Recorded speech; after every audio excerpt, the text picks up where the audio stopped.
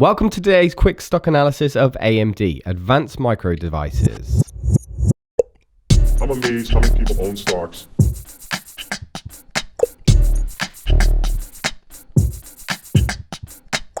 I'm amazed how many people own stocks.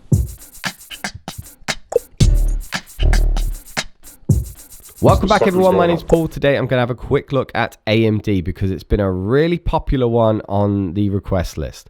Just a quick look at AMD historically. Every time the company's earnings do exceptionally well or better than normal, the price massively spikes. And then when it starts to not do as well, the price just bombs. This might be a sign of the story of AMD because every single time that AMD does something that's really good, does really well, this new paradigm shift seems to happen against Intel, and all of a sudden Intel's useless and AMD is always going to be much better than Intel. I'm not saying that that's what's happening this time. I'm saying that it has happened before, that's all. AMD is actually a very interesting one on fast graphs because depending on the timeline you're looking at, it tells two different stories. Now this graph right here probably isn't very accurate because we're looking at a PE ratio of about 60, and over the past couple of days we've actually seen a 10% drop in AMD's share price. Now I just want to remind you of the criteria that I'm looking at when I'm looking at a company. I'm looking for top line revenue growth, EBITDA growth, I'm looking for justifiable debt, I'm looking for free cash flow growth and a good price to free cash flow as well. And then I'm looking at analyst reports and seeing what they're saying. And then finally I'm going to try and value the company based on the company's past 5 to 10 year history, depending on what's better. You'll see what I mean with AMD on this one. Now, if we go and look at AMD's numbers, first of all, I just want to look at current ratio because current ratio is a really good one to look at as well. Anything above 1, maybe 1.5 would be a good number. Anything above 1.5 on a current ratio shows that a company can pay its bills for the next year.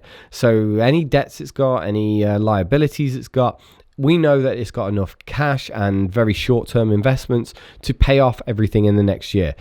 That's the first sign of a company really that you want. You want it to be able to stay alive for a year. And that's what current ratio is telling us. And currently AMD has a current ratio of 2.54, which is exceptionally good. Good tick there. Heading over to revenue, and Fastgraphs always brings up the shares outstanding as it's just a feature that they bring up. And I don't look at shares outstanding enough. I know I should. It's something that's very important to shareholder return, to be honest. But shares outstanding with AMD did catch my eye. If I look at the 10-year average, it's been going up 5% year on year. Now, we remember that AMD is still a growth company. This isn't necessarily a big red flag or anything like that, but 733 million going to 1.2 billion is quite a lot of shares to issue in the past 10 years. And if we really think about it, actually over the past 5 years, that's where most of the issuing has been done. So most of the shares that have been issued by AMD have been issued recently. This isn't, again, not necessarily a bad thing. When a company issues shares, it means that the shareholders' value within the company goes down. So you actually, even though you own the same amount of shares, you actually own less of the company.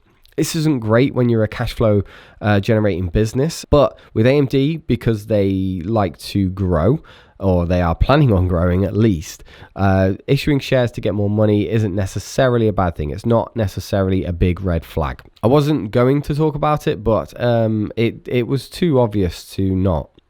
Okay, so revenue growth over the past 10 years. See, if you're looking at AMD from the past 10 years, you're seeing a 6% growth. You're seeing this relatively flat, almost negative, with one good year in 2020.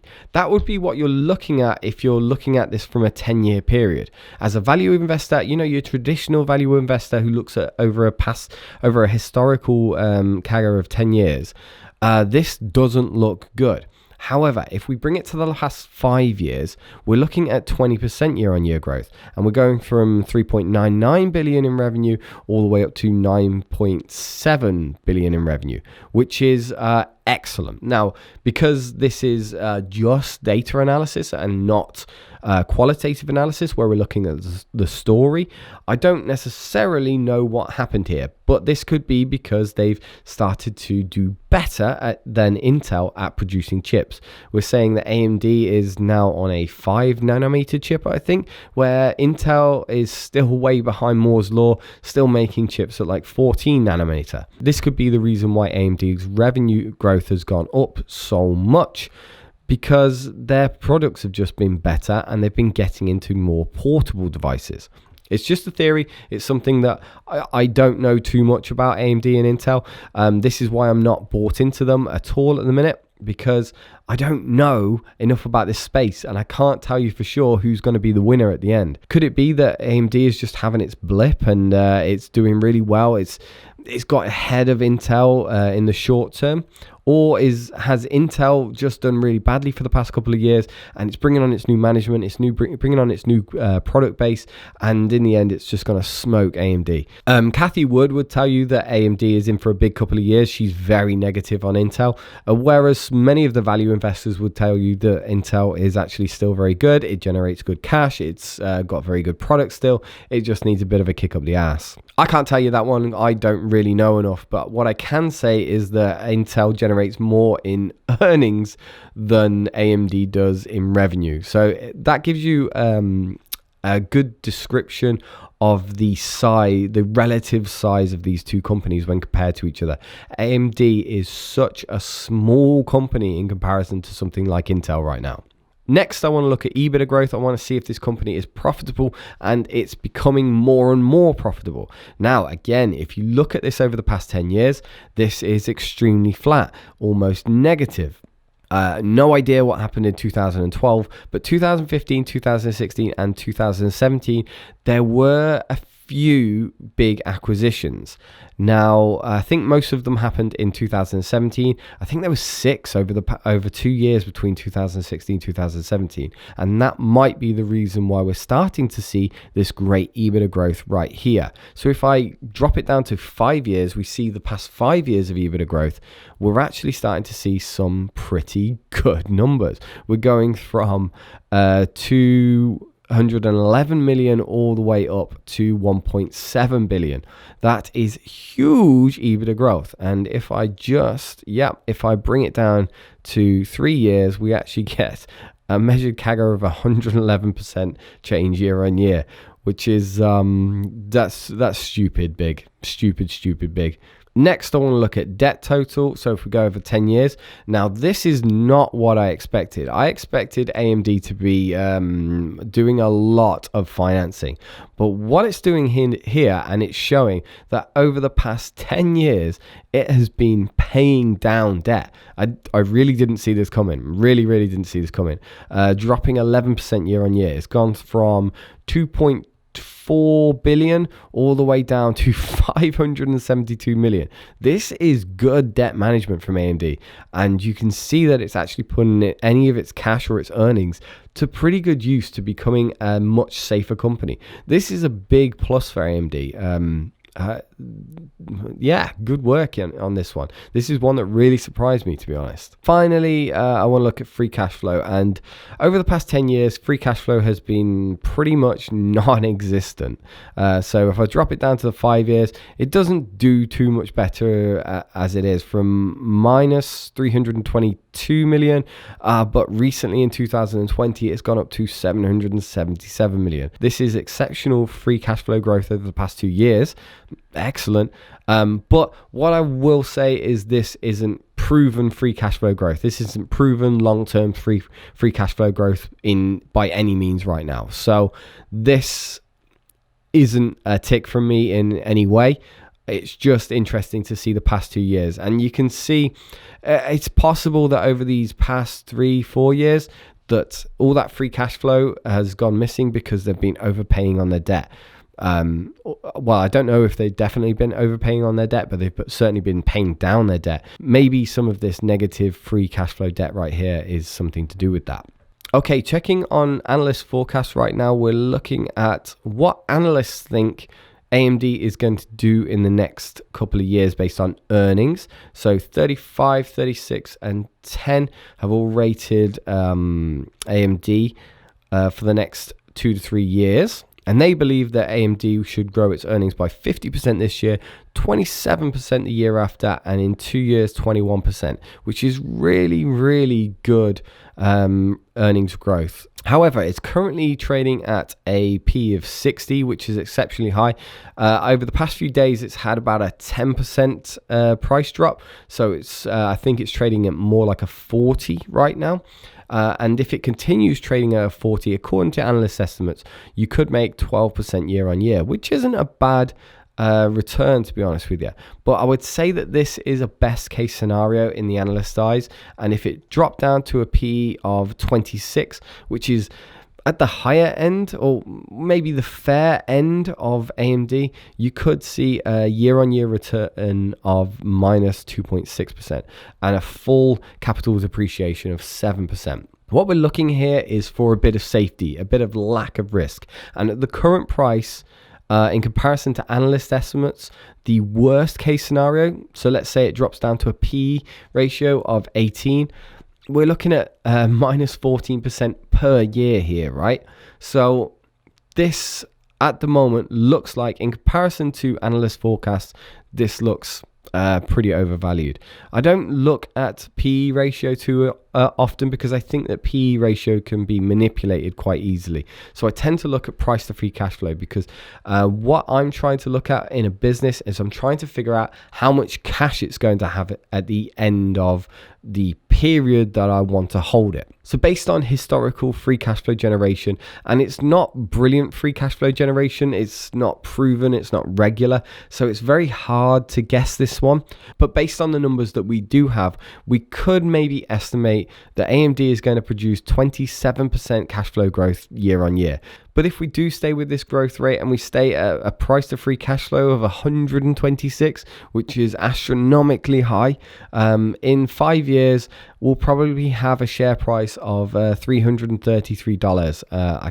I can't tell you what the market cap on that is because I don't have the figures on that one in front of me, but a price of $333 is probably the stupidly optimistic, and I'd stress stupidly optimistic price in 5 years of $333.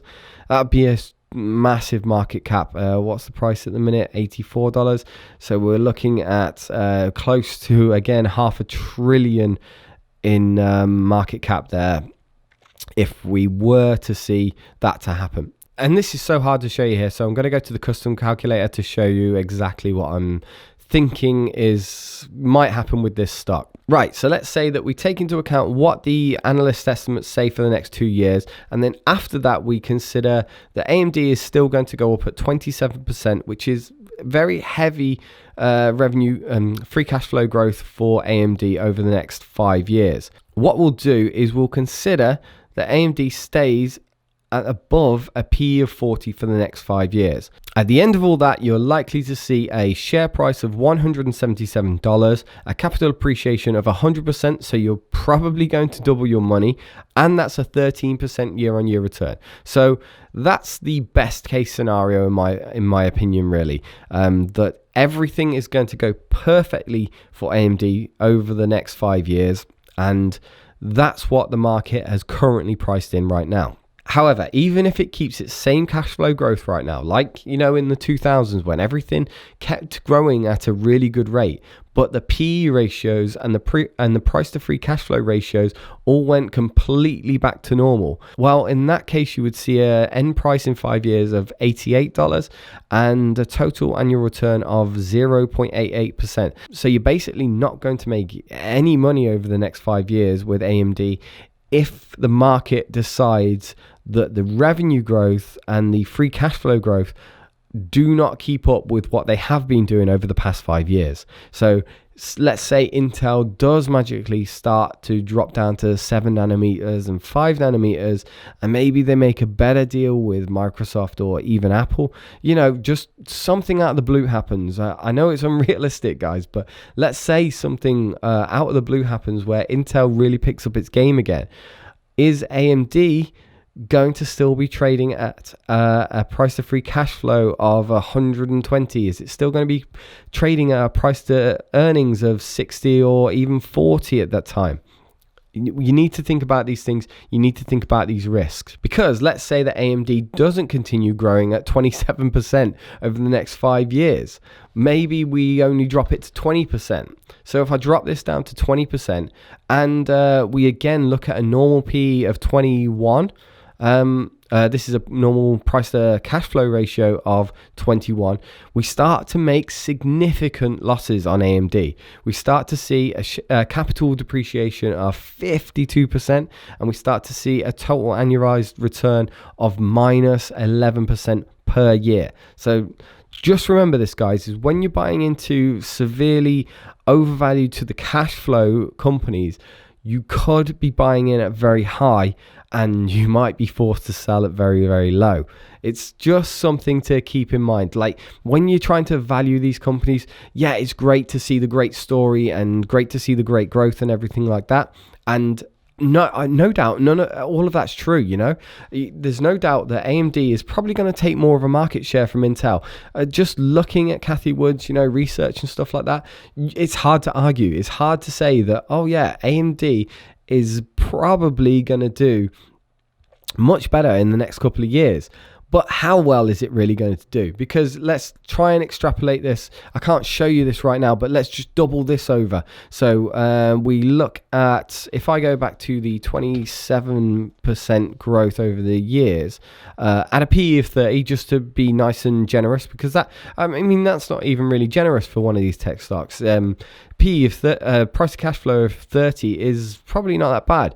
But in 5 years, we start to see share price of $81, which is great, and that is a minus 4% return. So let's say that if we double that over and look at the next 5 years after, so 2030, let's at 12% growth, we'll be looking at 150 share price. So you will make money. You will make lots and lots of money over 10 years. You will, from a price at the moment of 84, you are likely to double your money in 10 years. So there's definitely a lot of ways that you can look at AMD in this situation. You can have the rosy-eyed.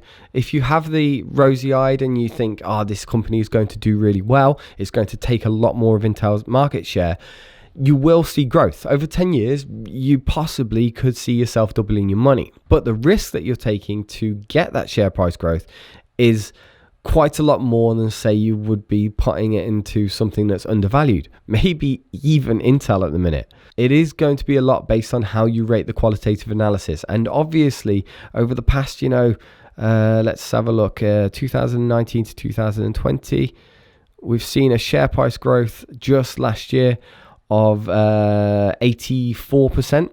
Which is an amazing return on AMD. I just don't think it's got much more to go. In fact, in my personal opinion would be that AMD is going to go negative over the next 5 years. That is just based on the numbers though. We haven't reached a blow off top of this bubble yet. So this share price could easily double, maybe even triple over the next 2 years. And that will be a good time to sell. That'll be the time to get scared of the bubble. But while AMD has clearly become an exceptional business over the past 5 years with great revenue growth, great EBITDA growth, and even starting to show a bit of free cash flow as well, and that debt, paying down that debt is really good. While this has all been happening, the market has really noticed, and to a point, it's more than noticed. So buying in at the prices right now, I don't think is a good idea. I think this stock is overvalued, and I think you're putting yourself at risk of losing a lot of money. Not because the company's going bankrupt, not because it's a bad company, but because too many people want to pay too much for it. You are going to become the greater fool in this situation. You need to know, though, that is just my opinion. That's just based on these numbers, and I could be completely wrong. Value investing could be completely wrong, and we have entered a new paradigm, and you should just follow Cathie Wood blindly. Off you go. I'm amazed how many people own stocks.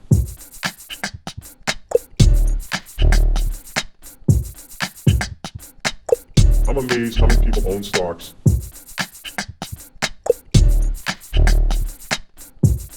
The sucker's going up.